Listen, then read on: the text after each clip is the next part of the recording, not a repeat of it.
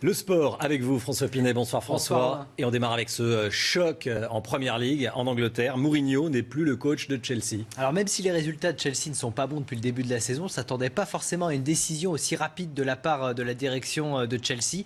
Parce qu'on le sait, là-bas, Mourinho, il est adulé à Londres par les supporters des Blues. Alors c'est lui, sous la capuche, José Mourinho, qui s'en va.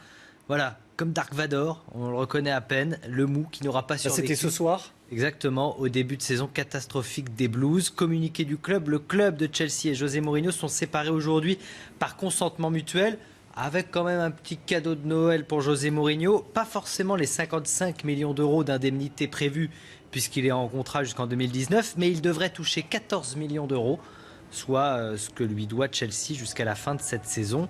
Ça change un peu la donne, évidemment, pour le Paris Saint-Germain-Chelsea. Vous savez, le 8e de finale qui aura lieu l'année prochaine, le 16 février.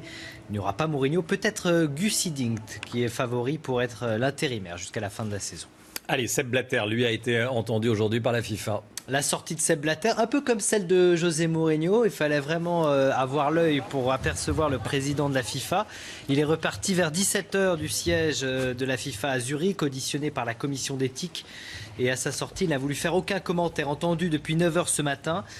Même si le porte-parole de Sepp Blatter est assez confiant, une décision en sa faveur est attendue, cette enquête devrait se refermer et la suspension devrait être levée. Voilà ce qu'a dit le porte-parole. C'est pas sûr du tout, on attend le verdict de cette commission d'éthique lundi. On attend également le verdict pour Michel Platini, qui ne sera pas demain à Zurich pour être auditionné, mais qui sera représenté par ses avocats. Voilà pour le futur prix Nobel de la paix. Parce que vous le savez, Vladimir Poutine milite pour que Sepp Blatter soit prix Nobel de la paix. Vous l'avez entendu dans vos journaux. C'est pas encore gagné. Une petite image de Ligue 2, Nancy. Allez, bien sûr. Avec la 19e journée, c'est la dernière journée de la phase aller en Ligue 2. Et Nancy, qui sera peut-être champion d'automne. Victoire 1-0 à Évian. À Annecy plutôt, face à Évian Thonon-Gaillard, but de Youssouf Hadji à la 83e minute.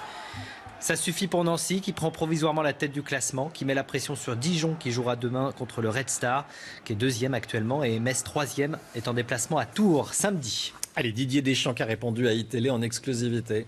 Justement, il a parlé de plusieurs sujets, notamment le sujet Michel Platini, en soutenant plutôt le président de l'UEFA. Il a parlé également de Karim Benzema au micro d'Olivier Le Foll.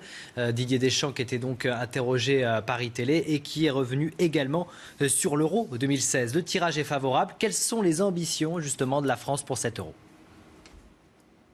Entre être ambitieux et présomptueux, il faut pas. Aujourd'hui, oui, je veux pas enlever à chacun de mes joueurs qui sera là cette ambition d'aller le plus loin possible. Et aller le plus loin possible, c'est aller jusqu'à la victoire finale. Ce sera quoi de dire oui, voilà, on va gagner l'Euro, on va faire en sorte. On va tout faire pour être les meilleurs possibles, mais on a du monde en face. Il y a certaines équipes aujourd'hui qui sont encore plus armées que nous et qui ont un objectif légitime de viser la victoire. Oui, mais il a intérêt à le gagner quand même cet Euro. Didier Deschamps lui met un petit peu la pression. Deux images pour terminer. Du biathlon avec Martin Fourcade, le champion olympique français qui en est à sa 3e étape dans la Coupe du Monde de biathlon en Slovénie. Il n'a terminé que 5e de l'épreuve de sprint remportée par l'Allemand Simon Schemp. Il pourra peut-être se rattraper avec la poursuite samedi. Et puis une image de la défaite du jeudi. On pourrait faire un jingle, la défaite du jeudi. Les clubs français en Euroleague, la Coupe d'Europe de basket, sont éliminés. Strasbourg a été largement battu par le Real Madrid, tenant du titre 97-65 lors de cette dernière journée de la première phase. Strasbourg et Limoges ne verront pas le top 16. Dernier club français à avoir atteint le top 16, c'était en 2007 et ça reste donc Pau Orthez. Merci François.